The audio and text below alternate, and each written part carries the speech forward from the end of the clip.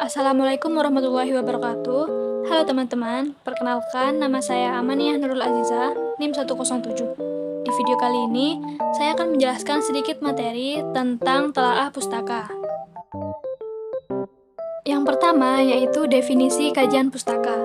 Kajian pustaka merupakan rangkuman penelitian-penelitian terdahulu yang berkaitan dengan tema penelitian tertentu. Telaah pustaka berfungsi untuk mengetahui kekurangan, kelebihan akan metode, dan/atau hasil penelitian terdahulu, sehingga dapat diidentifikasi kebaharuan yang dapat dilakukan dalam sebuah penelitian. Selanjutnya yaitu proses telaah pustaka. Ada 4 proses telaah pustaka. Yang pertama yaitu mencatat teori yang akan dicari. Kita dapat mencatat semua informasi data yang relevan dalam literatur, pustaka, teori, serta konsep yang dijadikan rujukan.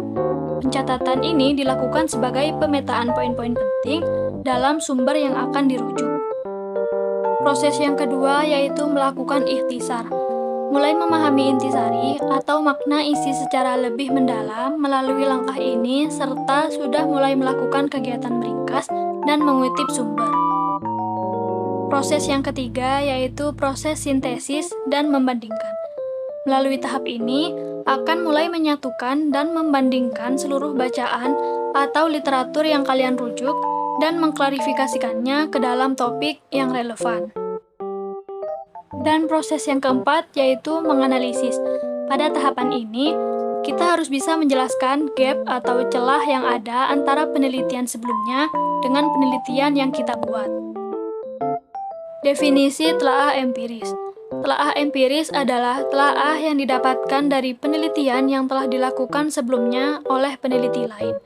Telaah empiris juga dapat didefinisikan sebagai hasil penelitian berupa observasi atau percobaan terdahulu yang mengemukakan beberapa konsep relevan dan terkait dengan penelitian yang telah dilakukan.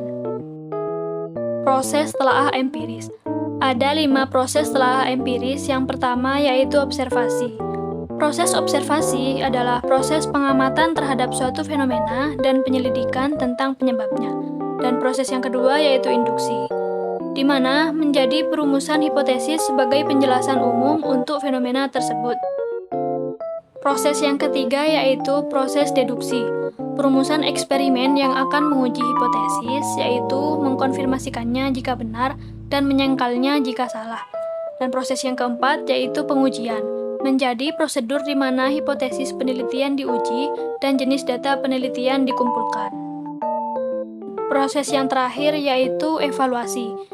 Evaluasi menjadi tahapan interpretasi data dan perumusan teori melalui argumen abduktif yang menyajikan hasil eksperimen sebagai penjelasan paling masuk akal untuk fenomena tersebut.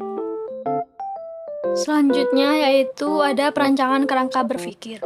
Sugiono menyatakan bahwa kerangka berpikir adalah sebuah model konseptual yang kemudian dimanfaatkan sebagai teori yang berkaitan dengan beberapa faktor dalam penelitian atau yang sudah diidentifikasi sebagai suatu masalah penting. Definisi hipotesis. Hipotesis didefinisikan sebagai dugaan atau pernyataan sementara yang digunakan untuk menyelesaikan suatu permasalahan dalam penelitian yang kebenarannya harus diuji secara empiris.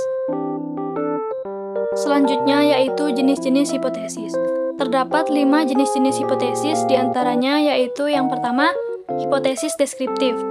Hipotesis deskriptif didefinisikan sebagai dugaan atau jawaban sementara terhadap masalah deskriptif yang berhubungan dengan variabel tunggal. Yang kedua, hipotesis komparatif.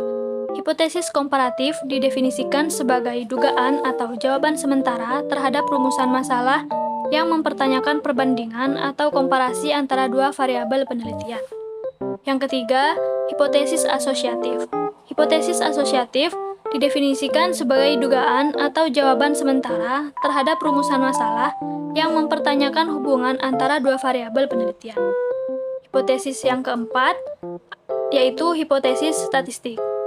Hipotesis statistik didefinisikan sebagai memberikan pernyataan matematis tentang populasi yang diteliti. Hipotesis ini dinyatakan dalam simbol-simbol matematika.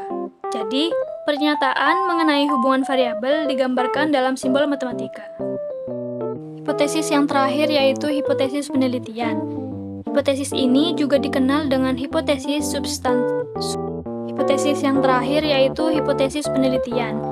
Hipotesis ini juga dikenal dengan nama hipotesis substantif, karena hipotesis ini berisi pernyataan mengenai relasi dua variabel ataupun lebih. Cara menyusun hipotesis. Ada 5 cara untuk menyusun hipotesis. Yang pertama yaitu membuat hipotesis berdasarkan rumusan masalah penelitian. Yang kedua, membuat hipotesis pendahuluan. Yang ketiga, mengumpulkan data. Yang keempat, pengolahan hipotesis. Dan yang kelima, menguji hipotesis. Sekian video yang saya paparkan, kurang lebihnya mohon maaf. Wassalamualaikum warahmatullahi wabarakatuh.